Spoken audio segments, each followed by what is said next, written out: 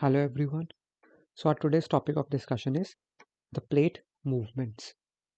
So the lithospheric plates are constantly in motion with different speed and directions. तो ये जो lithospheric plates हैं या टेक्टोनिक प्लेट्स हैं ये कॉन्स्टेंटली मोशन में है बट इनकी जो स्पीड है और डायरेक्शन है वो डिफरेंट है. This causes different types of plate boundaries और प्लेट मार्जिन्स एंड इस मोशन की वजह से with different speed and directions इसकी वजह से क्या होता है डिफरेंट टाइप की प्लेट बाउंड्रीज या प्लेट मार्जिन्स बनती हैं. नाउ ये प्लेट बाउंड्री या प्लेट मार्जिन क्या है? सो द प्लेट बाउंड्री और the plate margin is a zone of motion और मूवमेंट बिटवीन टू और मोर लिथोस्फेरिक प्लेट्स. तो प्लेट बाउंड्री क्या है? एक ऐसी जोन है जहां पे दो या दो से ज्यादा प्लेट्स के बीच में मोशन या कोई मूवमेंट हो रही है. So that is plate boundary और plate margin. Now we have different types of plate boundaries और plate margins. Now the first one is divergent plate margin. इसमें भी दो तरह की आगे टाइप्स हैं that is ocean ocean divergence and continent continent divergence. तो डाइवर्जेंट प्लेट बाउंड्रीज में ocean ocean divergent plate boundary हो सकती है या continent continent divergent plate boundary हो सकती है. उसके बाद आएगा transform plate boundaries and the third one is convergent plate boundaries. Convergent plate boundaries में फर्दर तीन टाइप्स हैं हमारे पास. Ocean ocean convergent plate boundary, continent continent convergent plate boundary and ocean continent convergent plate boundary. तो जो convergent है वो तीन टाइप की है वाई डाइवर्जेंट दो टाइप की है. डाइवर्जेंट में या तो ओशियन ओशियन है या कॉन्टिनेंट कॉन्टिनेंट है. ओशियन कॉन्टिनेंट या कॉन्टिनेंट ओशियन नहीं है. दोनों डाइवर्जेंट में सेम टर्म्स हैं. आइदर ओशियन ओशियन डाइवर्जेंस है या कॉन्टिनेंट कॉन्टिनेंट डाइवर्जेंस है. वाइल जो कन्वर्जेंट प्लेट बाउंड्री है उसमें ओशियन ओशियन कन्वर्जेंस भी है, कॉन्टिनेंट कॉन्टिनेंट कन्वर्जेंस भी है और ओशियन कॉन्टिनेंट कन्वर्जेंस भी है. वाइल ओशियन कॉन्टिनेंट डाइवर्जेंस नहीं है. This is an important point. Ocean ocean divergence है, कॉन्टिनेंट कॉन्टिनेंट डाइवर्जेंस है बट ओशियन कॉन्टिनेंट डाइवर्जेंस नहीं है. So these are the three main types of plate boundaries, that is divergent, convergent and transform plate boundaries. Now the first one is divergent plate boundary. So divergent plate boundary क्या है? These are the constructive plate margins. So these are the divergent plate boundaries are also called as constructive plate boundaries. So these are the constructive plate margins which occur when the plates move away from each other. सो जब plates एक दूसरे से दूर जाती हैं that is divergence. So divergent plate boundary में plate की जो बाउंड्री है वो एक दूसरे से दूर जा रही होंगी. इसमें दो टाइप्स हैं हमारे पास, ocean ocean divergent and continent continent divergent margins. So the first one is ocean ocean divergent plate boundary. तो इसमें क्या है? It is a type of plate boundary where two oceanic plate margins are moving apart in the opposite directions. तो दो ocean plates जो हैं वो opposite direction में मूव कर रही हैं.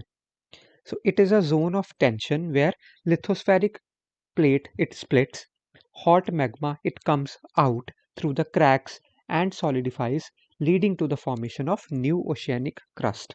तो ocean ocean divergent plate boundary में क्या होगा? जब दो ओशियनिक प्लेट्स एक दूसरे से ऑपोजिट डायरेक्शन में मूव कर रही होंगी तो लिथोस्फेयर जो है नीचे से मैग्मा आई जा रहा है तो उसकी वजह से लिथोस्फेयर जो है वो स्प्लिट कर जाता है. हॉट मैग्मा उसमें से बाहर आ जाता है थ्रू द क्रैक्स. अल्टीमेटली वो सॉलिडिफाई हो जाता है.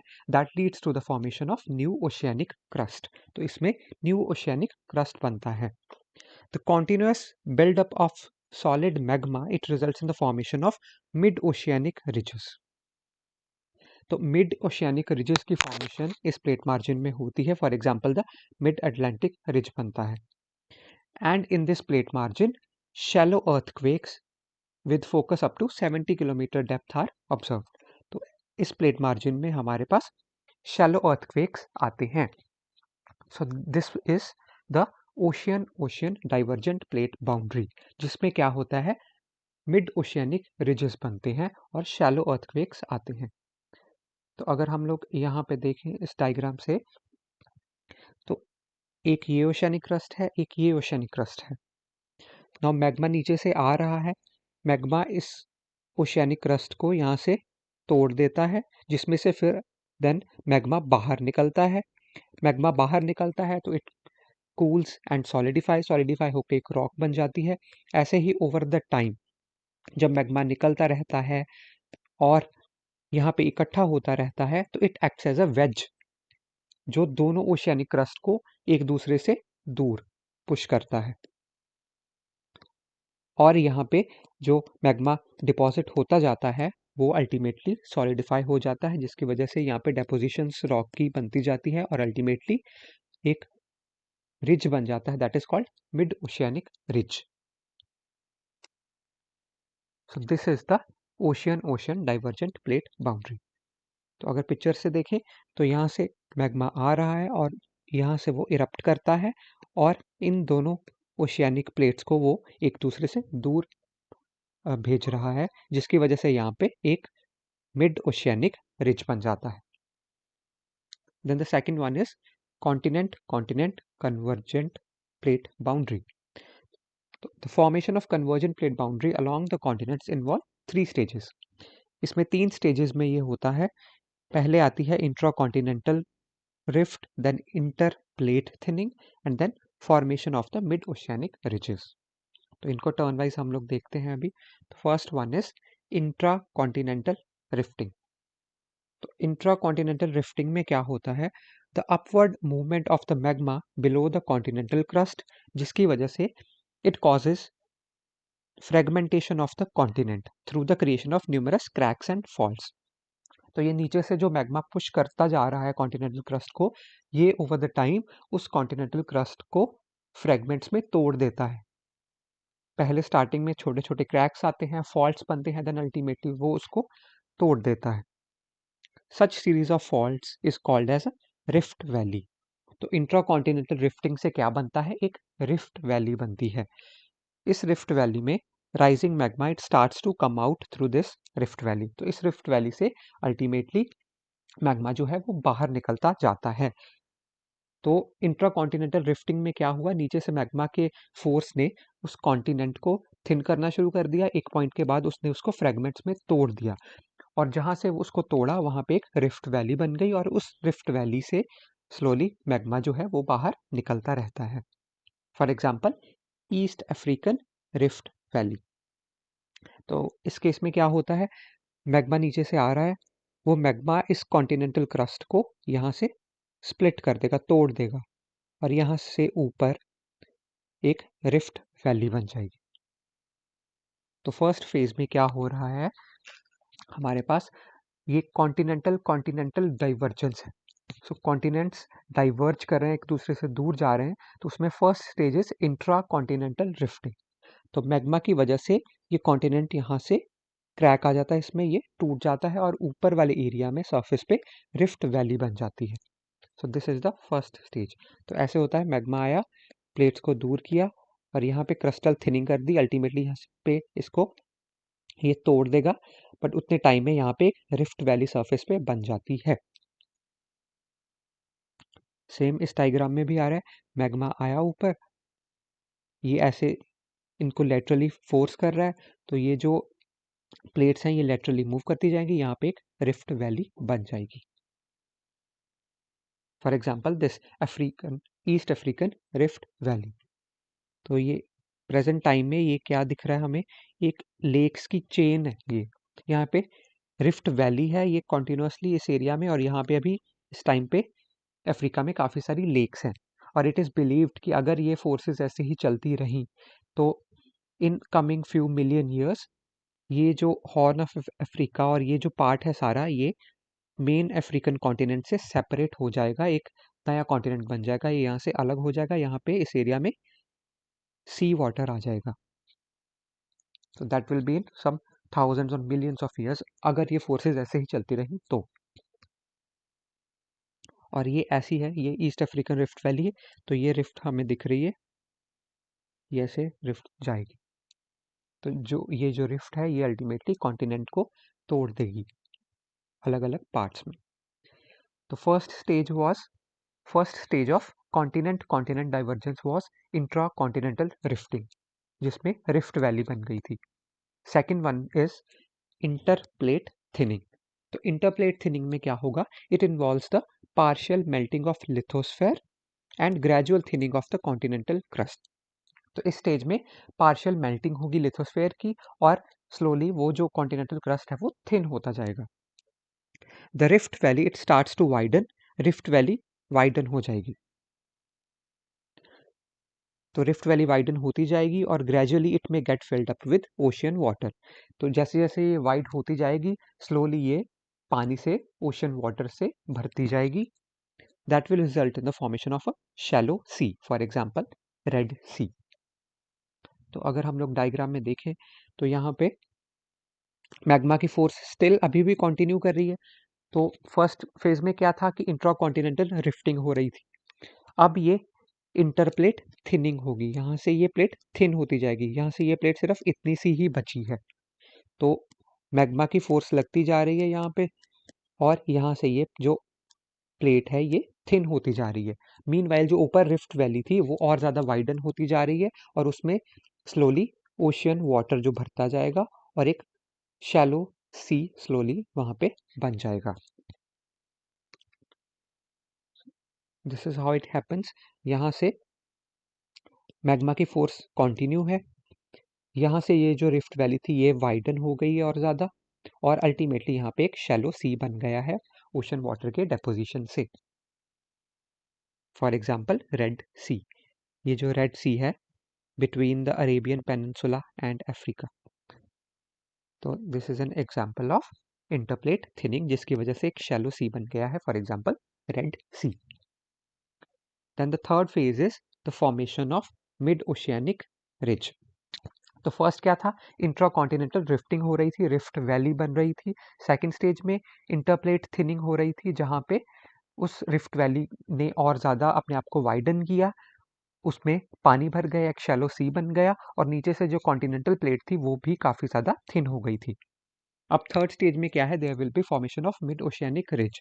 यहाँ पे क्या होगा, the continuous spreading of the continental plates away from each other along with the creation of new oceanic crust along the rift valley by the rising magma pulls the continental mass sufficiently apart। तो क्या होगा, ये जो rift valley थी ये widen होती जा रही है जिसकी वजह से क्या होगा, यहाँ पे एक नया ओशियानिक क्रस्ट बन जाएगा। तो रिफ्ट वैली में एक शैलो सी बन गया था, सी के नीचे अभी भी मैग्मा जो है राइज कर रहा है वहाँ पे, और वहाँ पे एक न्यू ओशियानिक क्रस्ट बनता जाएगा उस रिफ्ट वैली में, और अल्टीमेटली वो जो न्यू ओशियानिक क्रस्ट बनता जाएगा वो इन दोनों कॉन्टिनेंटल मास को जो अब ऑलमोस्ट टूटने वाले हैं इनको अलग करता जाएगा। एक स्टेज आएगी जब ये अलग हो जाएंगे और बीच में एक नया ओशियानिक क्रस्ट आ जाएगा। So at this stage there will be a new oceanic basin, नीचे एक नया ओशियानिक बेसिन बन जाएगा और ये जो दो कॉन्टिनेंट्स हैं ये अलग अलग हो गए। पहले ये एक ही कॉन्टिनेंट था, टूट के अब ये अलग अलग कॉन्टिनेंट बन गए और बीच में न्यू ओशियानिक बेसिन आ गया along the both the sides of the mid-oceanic ridge, for example mid-Atlantic ridge। तो ये जो रिफ्ट वैली थी पहले उसमें पानी भर के शैलो सी बन गया था। स्टिल मैग्मा की फोर्स अभी भी कंटिन्यू होती रही, मैग्मा की फोर्स चलती गई, मैग्मा आता गया ऊपर सॉलिडिफाई होके वो नया ओशियानिक क्रस्ट बनता गया। यहाँ पे एक क्रस्ट बनता गया और ये स्लोली स्लोली जो इन कॉन्टिनेंटल क्रस्ट को तोड़ के इन्होंने एक दूसरे से अलग कर दिया, ये दूर जाते जाएंगे लेटरल डायरेक्शंस में और यहाँ पे नया ओशियानिक क्रस्ट बनता जाएगा और सेंटर में यहाँ पे एक रेस्ड ये जो माउंटेन रेंज बन जाएगी that is the mid oceanic ridge. तो स्टार्ट ये कैसे हुआ था, कॉन्टिनेंटल कॉन्टिनेंटल डाइवर्जन से, जहाँ पे एक कॉन्टिनेंट के बीच में मैग्मा राइज किया था जिसने उस कॉन्टिनेंट में क्रैक्स बना दिए, सरफेस पे रिफ्ट वैली बन गई। सेकंड स्टेज में क्या हुआ, इंटरप्लेट थिनिंग हुई जहाँ पे ये जो कॉन्टिनेंट्स थे इनमें शैलो सी बन गया ऊपर सरफेस पे और कॉन्टिनेंट नीचे से थिन होते गए। और थर्ड स्टेज में फाइनली क्या होगा, ये कॉन्टिनेंट एक दूसरे से अलग हो जाएंगे, जो शैलो सी था वहाँ पे न्यू ओशियानिक क्रस्ट बनता जाएगा, सेंटर में एक मिड ओशियानिक रिज बनता जाएगा और ये कॉन्टिनेंट ऐसे ही एक दूसरे से दूर जाते जाएंगे।